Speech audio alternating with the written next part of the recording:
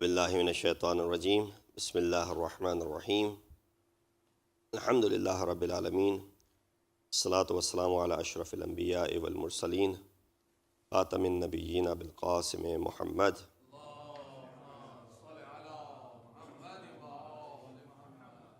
وآل بيته الطيبين الطاهرين المعصومين الذين أذهب الله عنهم الرجس وطهرهم تطهيرا.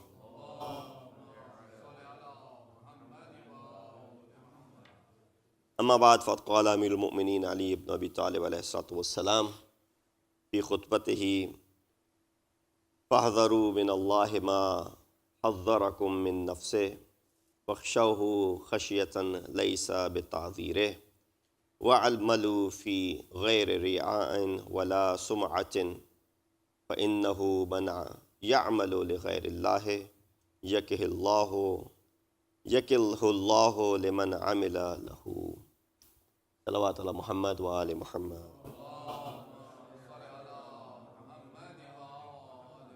Assalamu alaikum wa rahmatullahi wa barakatuhu. Continuing with the commentary of sermon number 23 from Nahj al-Balagha, we spoke about the first portion of this sermon where Imam discusses the contentment with the decree of Allah subhanahu wa ta'ala. And one of these khutbahs, this is probably the first khutbah in the first 23 khutbahs that is not political. So far, many of the khutbahs, if you take out the khutbah number 1, which talks about many things, talks about creation of insan, creation of Hazrat Adam, talks about Quran, talks about Rasulullah. Following khutbahs were all political.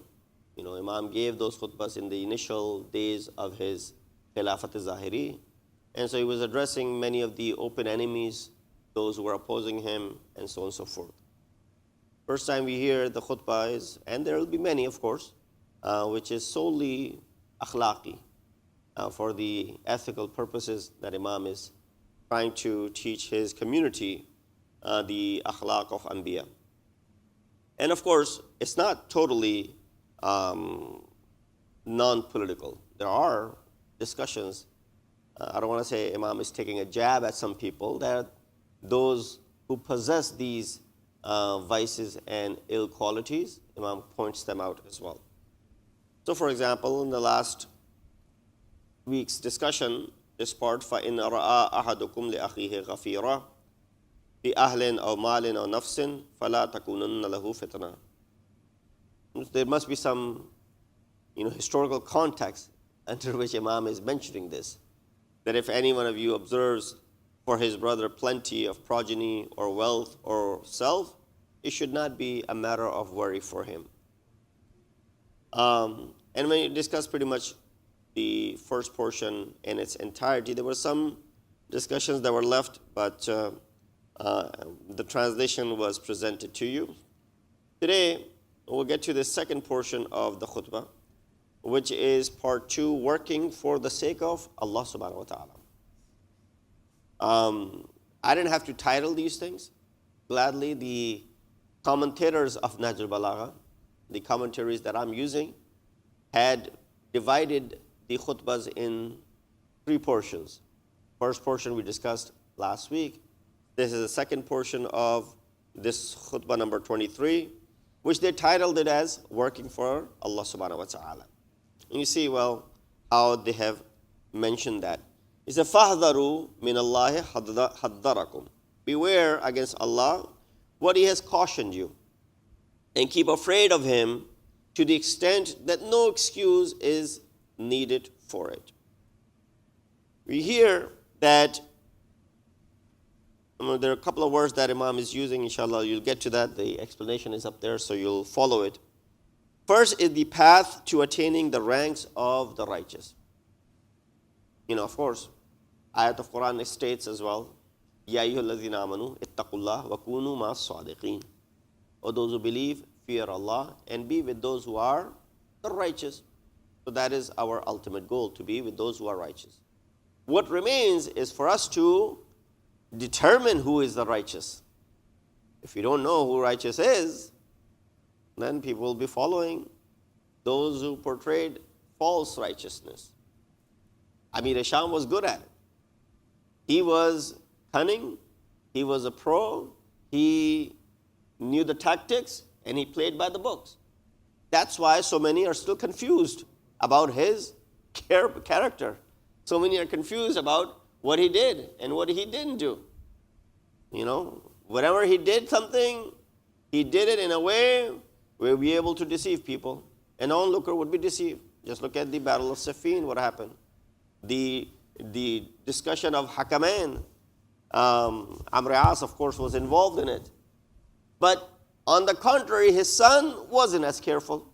He did things openly, and therefore, while there might still be some people who sympathize with him, but nonetheless, majority scolds him that he was not fit for the office of Khilafat, for example, or his character was doubtful, for example, and so on and so forth. But this is where you find the carefulness of Amir Sham and the carelessness of his son. So people are lost now. They're going to take this man to be righteous, and they're going to start following his footsteps. While there are so many good examples that are available around the corner. In continuation of this sermon, Imam provides several ethical recommendations that complement the previous discussion, which of course was to, be with those who are the righteous. Imam says, fear Allah. He has warned you about himself. فَاحْذَرُوا مِنَ اللَّهِ مَا حَذَّرَكُمْ مِن نَفْسِهِ. Fear Allah, the concept of taqwa, the concept of wara, hadr, tahdhir, these are all not new to us. The expression may refer to the verse of Quran which says, فَلْيَحْذَرِ الَّذِينَ يُخَالِفُونَ عَنْ أَمْرِهِ أَن تُصِيبَهُمْ فِتْنَةٌ أَوْ يُصِيبَهُمْ عَذَابٌ أَلِيمٌ. Let those, this is in chapter 24, ayat number 63. He said, let those who oppose the command beware, lest the trial afflict them or a painful punishment befall them. Similarly, Imam's words over here, of course, are inspired by the ayat of Quran. In another place in chapter Al Imran, ayat number 28, Allah says, وَإِلَى اللَّهِ الْمَصِيرُ وَيُحَذِّرُكُمُ اللَّهُ نَفْسَهُ. Allah warns you of himself, وَإِلَى اللَّهِ الْمَصِيرُ, and to him you shall return. Imam gives another piece of advice by saying, fear Allah sincerely with the fear that is not accomplished or accompanied by false excuses. وَخْشَوْهُ خَشِيَّةً لَيْسَتْ بِتَعْذِيرٍ. Ta'dhir, offering an excuse or justification. Udhr. Urdu mein istemal karte hain, kehte udhr. What's your udhr? You say ma'azarat comes from the same word. I ask for your ma'azarat, excuse. Ta'dhir is the same. Imam uses the word, he says, fear Allah with the fear that is not accompanied with false excuses. This is because Allah is aware of the secrets within everyone. You might be able to fool me. You come late to the class and you say, well, what am I going to say today to get away from being marked tardy? Or you come late to the work. What am I going to say? You're going to spin a story to your boss so that you get away with it. And the boss will, of course, good-hearted man, might believe you. But you in your heart know that you have just, thrown them off so that you don't get in trouble. Can you do that with Allah? Can you present any udhr to Allah subhanahu wa ta'ala? Of course not.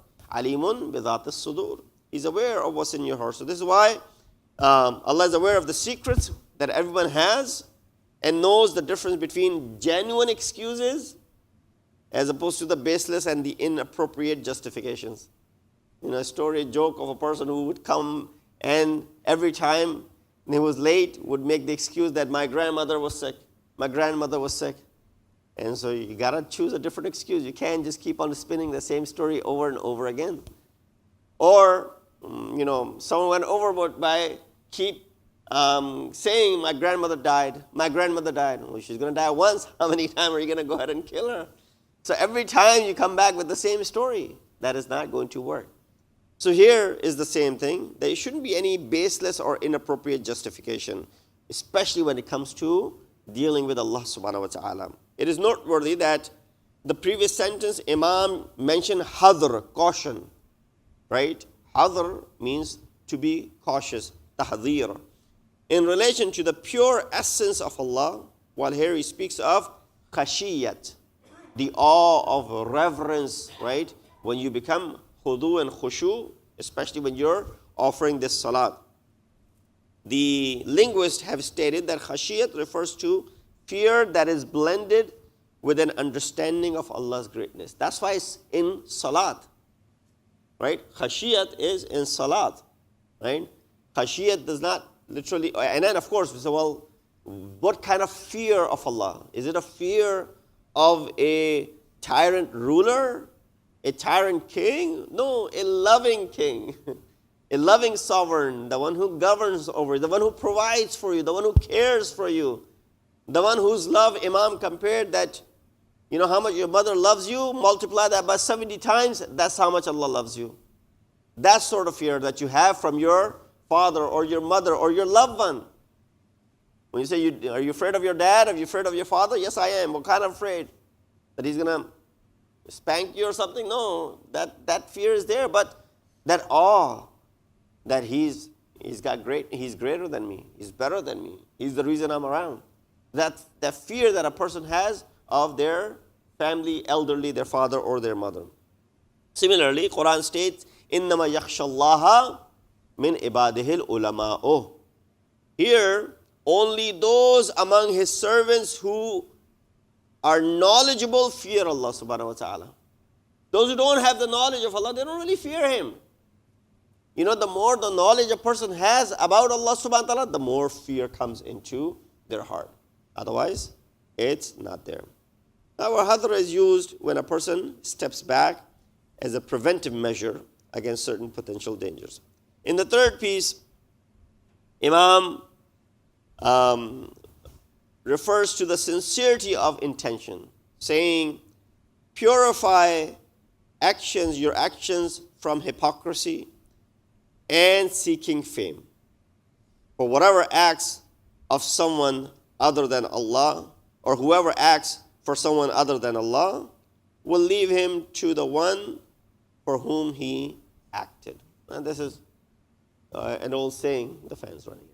وَاعْمَلُوا فِي غَيْرِ رِيَاءٍ وَلَا سُمْعَةٍ فَإِنَّهُ مَنْ يَعْمَلْ بِلِغَيْرِ اللَّهِ يَكِلْهُ اللَّهُ لِمَنْ عَمِلَ لَهُ. We've heard this many times. That if you do an action for someone other than Allah subhanahu wa ta'ala, Allah will leave you with that person. On the day of judgment you arrive and say, well, I did all these deeds. Allah says, you did it for him. You did it to show off to this person, to that person, to that person. Go ask them for compensation. Go ask them for the ajr. Don't come to me. Because had you done this for me, I would have compensated you fully and multiplied the compensation as well. But this was purely done to show off to your peers, to your family members, to your loved ones, to your elderly, to your community, to this, to that, to that. Allah, indeed the mere fear of Allah and the fear of sins are not enough. One must perform righteous deeds that are free from all forms of riya, as this segment talks about riya in. The same word riya is used in Urdu and Farsi as well. So don't need translation. Riya means to show off, to make it, seen by others that I'm doing it. And the word sum'a that Imam uses two words, riya'in and sum'atin. Sum'a is to seek fame. That by doing this, I'm going to become famous, for example. So riya, displaying good deeds to gain attention or admiration from others. Doing good acts. Now, they're good acts. They're not bad actions. Good actions to impress people instead of seeking Allah's pleasure. How many of us are culprit of that? That how many times that we do an action, you say we are trying to please Allah at the end of the day, but we are also trying to please people around us. We're still trying to show off to the people that are around us. Yeah, back of mind, I have Allah in my mind, but I have others in front of me as well. Sum'a, performing an act sincerely for Allah, but then making an effort to let others hear about it. You did it originally to please Allah subhanahu wa ta'ala. There was khulus in your action. But then you start bragging and boasting about it. And you start getting people's admiration. Even if a person does not intentionally spread word about their actions, they still feel happy when others hear about it and they praise. Oh, mashallah, Maulana, you did that. You gave us great speech. Or you donated this, or you helped so-and-so, or you build this madrasa, or you build this, anything. And right away, the more people hear about it, it makes you feel good. Nothing wrong. You need appreciation. But if this turns into that, okay, by this I can become famous. By this, more people will start appreciating me. The concept is limited to this individual now. Yeah, if it was to translate that this will help me expand the good deed that I'm doing. At one point you need exposure. At one point you need people to know about it so that you can expand. You can help more and more people. I'm running this charity. I want to be able to help as many as I can. What do I need? Word of mouth for this. There's nothing wrong with that. But the concept is that I become that figure. This is where problem arises. So it is commonly accepted among scholars that sum'a, seeking fame or recognition, does not invalidate your action, but it still has significant ethical implications individually. It causes moral degradation in a person and can potentially nullify the reward and benefit of the deed. In this statement, Imam employs a subtle argument to dissuade from showing off, riya, and sum'ah. He explains that Allah only accepts these that are performed sincerely, khalisatan, and exclusively for the pure essence of Allah subhanahu wa ta'ala. And if a person associates others with Allah in their intention, not even by words, in their intention, Allah will leave them to their chosen partners to seek the reward for their deeds. And we do that. We try and seek the reward in this world. You like my action so much? Do something about it. Give me something about it. But we tend to forget that there's a bigger reward that is awaiting us in the hereafter. So naturally, this partner is incapable of granting the true recompense and the true compensation for what you have done. Can this one? Can this person? If you think a person can compensate you for the good deed that you have done, that means you have belittled your deed as well. You have considered your deed to be very small, that any individual can go ahead and compensate you for that. Imagine someone became happy and wrote a check of $1,000 to you. Meaning what? You sold your good deed for $1,000. That's good enough for me. Guess what? The amount of Jannat, or the amount that would have been given over there, if you knew about it, you would never make such a trade. This aligns with the well-known Hadith Qudsi narrated from Prophet of Islam, Hazrat Muhammad Mustafa sallallahu alaihi wasallam,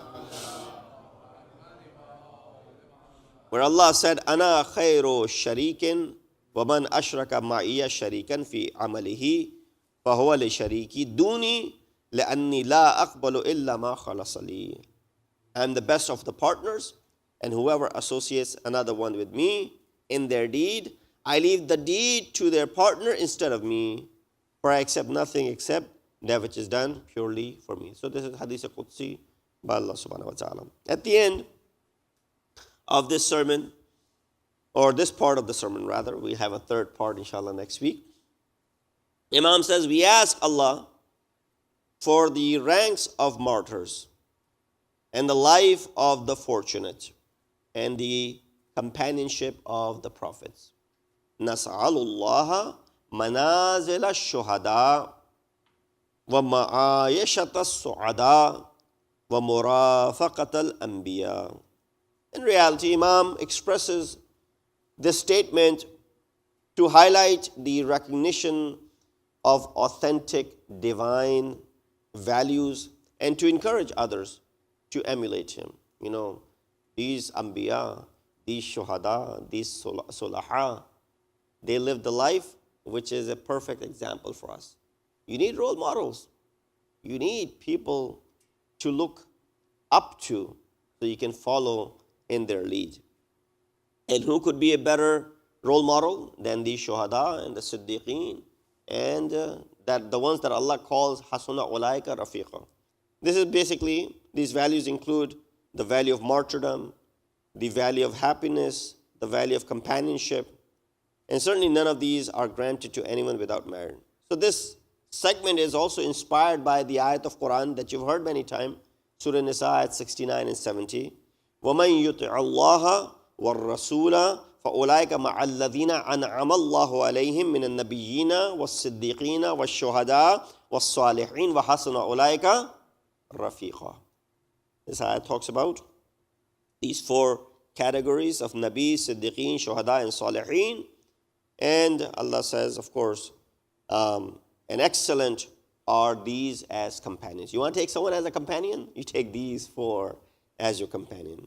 In the three stages mentioned in the words of Imam, martyrdom, felicity, companionship with the prophets can be seen as causes and effects of one another. Martyrdom leads to felicity. Felicity leads to companionship with the prophets. And so, you attain the shahadat, that leads to prosperity. That prosperity, makes you companion of those who are Anbiya of Allah subhanahu wa ta'ala.